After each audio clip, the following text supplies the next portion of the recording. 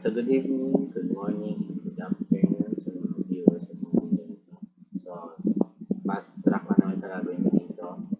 So, since we're having a hard time, particularly when kulang tayo sa oras, preparing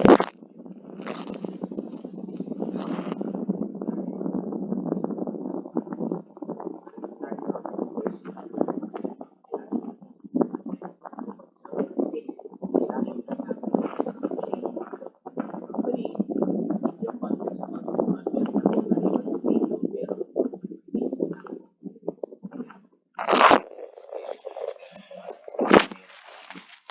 Anyway,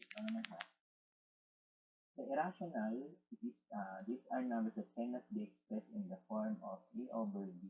Hindi pwedeng gawing fraction, and there are some decimal numbers that are non-terminating, given ito and non-repeating. Hindi, walang pattern na sinusunod. Yun po yung mga irrational numbers natin.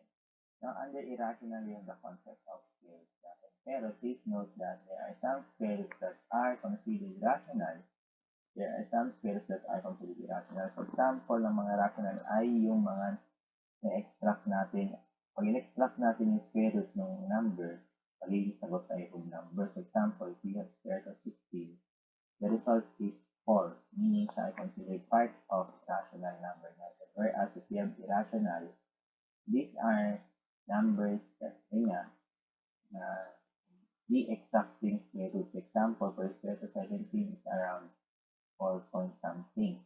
For square root of 35, we have 5 point something. And then for 101, we have 10 point something. Which are, in general, dito na papasok yung concept of not perfect square natin. That's why, before you deal with square roots, dapat alam nyo kung paano mag-square ng number natin. So when you say square, so given any numbers that has exponent 2, you need yung 2 dito ay considered to be the exponent. So the exponent tells us kung ilang beses mo multiply. So for example, if we have 9 squares, yan, so we have exponent 2. So meaning, we're going to multiply 9 ng dalawang beses. So we have 9 times 9, so magiging 81. And take note that for every squaring of a number, the result is considered the result. The result is always, because of this one, always a perfect square. So lahat ng numbers na pinag-multiply natin ay considered the result nun is perfect square natin. For example, we have 14 square and then 14 times 4 is 196.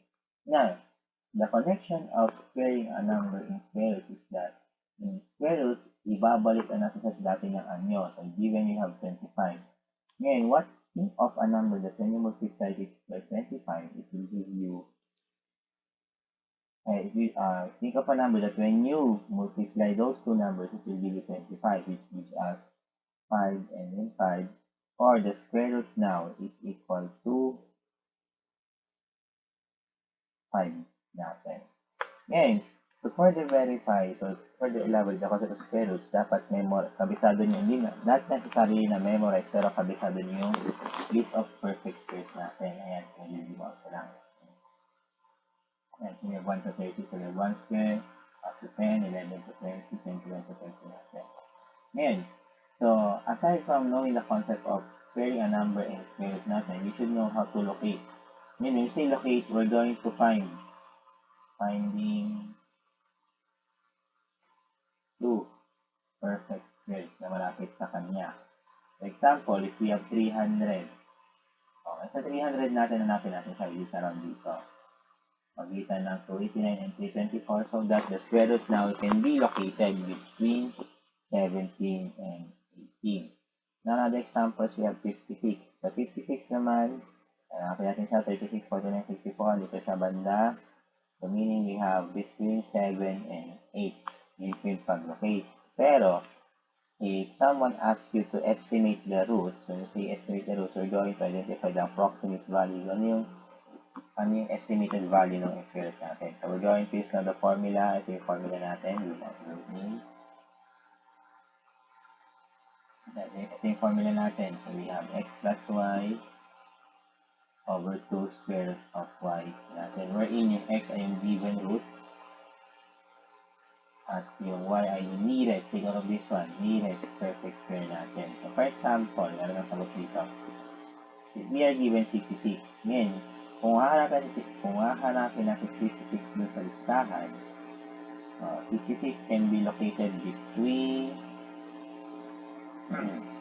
66 can be located between 8 and 9 natin. Yan. Ngayon, pero natin yung pinakamalapit. So, ang pinakamalapit sa kanya ay 64. So, meaning, get now the nearest perfect square by adding the given. So, we have 66 plus 64. So, we have 130. And then, ito, sa part na to, extract the root. Kaya siya naging 8. So, we have square root of 64 is 8 times 2. So, magiging 16. And then, divide this one. Take note that divide. Dapat ang makukuha yung result ay 8.125 natin because dapat alam nyo mag-compute ng square root without using your calculator. Ayan. Yun yung process ng pag-compute ng estimating. Another example, sige. So, given, let's say 420. Now, if you're going to look into your calculator, the result is 20.49 natin. Pero, if you're going to use the formula, so we have the nearest perfect square,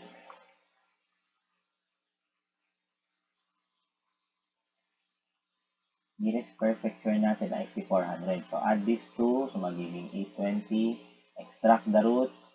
So, ito na yung process actually. Add, pangalawa, extract the roots, multiply, and then divide. So, paano yun? So, add natin ito, so magiging 820. Extract the root, so yan magiging, the square root of 400 is 20, and then multiply 2 times 20, so we have 40, and then dividing this one, so magiging 20.5. Ito yung result ng formula natin. Ngayon, try to compare these two. They are similar one way or another. Yung isa na round, yung isa hindi. Then ito yung process ng pagkuha ng square root ng hindi perfect square na number natin. So, ayan. Another example again, we have ito. Another example, we have 56. 56 between 7 and then 7 and then 8. Pero kung natin si 49 sa kanya, so we have 5 plus 49 over 2 square root of 49. Add these two, yung naka-orange magiging 105, yung naka-blue extractor, so magiging 7 times 2, so magiging 14, which gives us now the approximate value of 7.5. Sorry for that one. Which is similar one way or another dun sa nilabas ng calculator. Ayan. So, yung simple review about this one. Yung lesson nyo about irrational numbers. Yun lang.